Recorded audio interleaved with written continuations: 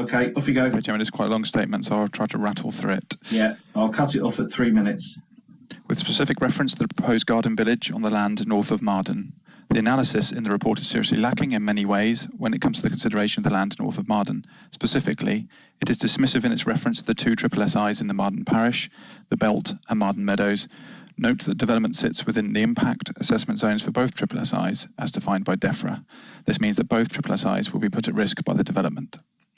The report makes the assumption that in developing garden villages that there are opportunities for biodiversity gain, what may previously have been grassland or agricultural fields with low biodiversity offering.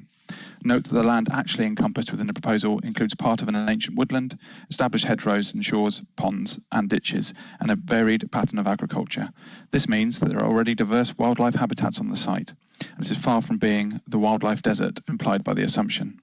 Reference is made to Pluto, the wartime fuel pipe. This has long since been decommissioned, so is not a risk. A much greater concern is the Transco SGN high-pressure gas pipeline constructed in the early 2000s, which crosses the site. This has a significant no-build requirement around it, and landowners are reminded every year by SGN to ensure that they avoid any building or planting in the vicinity. It is highly irresponsible of the proposers of this site to have failed to mention it at all. Not only that, but the illustrations of potential design show houses built right over the course of the pipeline. The Council are lobbying for AONB status for the Greensand Ridge. The large-scale development of houses at Marden will seriously diminish the value of this, as the views over the low weald, one of the charms of the Greensand Ridge, will be compromised by a large-built settlement at Marden. There is a promise that delivery on site can be made from 2023 to 24. This is a glib aspiration for a site for which no detailed ecological surveys have yet been undertaken. The presence of a rail station is seen as advantageous to this development, yet no work has been done to test the available capacity.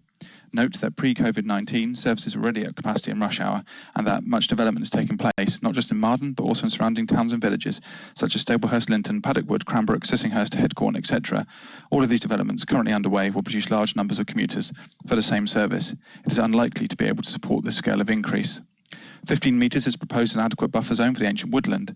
Note that this is completely insufficient to prevent predation of small birds and mammals currently living there by pet cats from the surrounding houses. Further, the conversion of what is currently a wildlife site of great value into an amenity for the local community risks degradation by vandalism, littering, off-lead dog walking and other human incursions. Consideration of flood risk seems to rely, as an article of faith, on the development of SUDs as a water drainage technique. This is naive in flat land such as low weald with impermeable clay subsoil. In a wet winter, what happens when the SUD system fills up? Flood risk will be exacerbated. A garden community to a close shortly. I have 3 paragraphs left, Chairman.